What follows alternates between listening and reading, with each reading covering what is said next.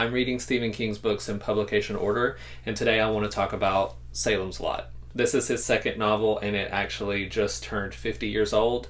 Despite that, I feel like this is still a modern vampire story, and it holds up even though it's half a century old at this point. This is about a young novelist named Ben Mears who returns to his hometown of Jerusalem's Lot to kind of take a break from his career while also getting inspiration for a new book that he wants to work on. The subject of his book is the Marston House, which is a giant mansion up on the hill that overlooks everything in Salem's Lot. Right after Ben gets into town, though, a mysterious man named Kurt Barlow moves into the Marston House, and he and his assistant Straker decide to open an antique store downtown. Everybody sees Straker coming and going to the shop and all that, but nobody ever seems to see Barlow, except for at night when the lights come on in the Marston house. A few days later, two young boys go missing, and then one of them turns up dead. After the funeral, though, that young boy shows up at the window of Mark Petrie, who is another young character in the book who we get to know, and the little boy is knocking on his window late at night, asking if he can please just come inside. Mark knows that he should resist this person knocking on his window,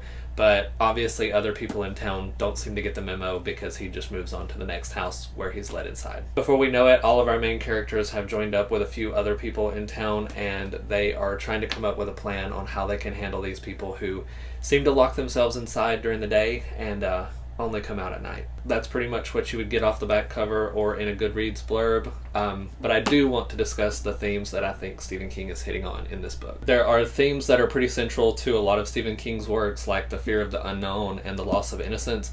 I'll go into further details of those in my full review on my YouTube, but on here I want to discuss the main topic that I think he's trying to get at, and that is the difference between evil and capital E evil. Let me explain what I mean. From the beginning, we realize that Salem's Lot is a pretty bleak town. Everybody here is kind of miserable, and it's a small fishbowl community where everybody sees what everybody else is doing, and nobody seems to care anymore. You have people dealing with infidelity or drugs or abuse of multiple different forms, and everybody's just kind of doing all this out in the broad daylight. So I feel like he's trying to ask the question, what's the difference in these smaller evils that are still going to be the downfall of this community versus a capital E evil, a monster that can move in and swallow the entire town up in just a few weeks? I do highly recommend this book. It's an interesting modern look at vampires, and I also think that this is a good example of how Stephen King can write an entire town of characters that just pull you in and really get you immersed in what's going on in the story. Again, as I mentioned, I do have a full review up of this book on YouTube if you're interested in that,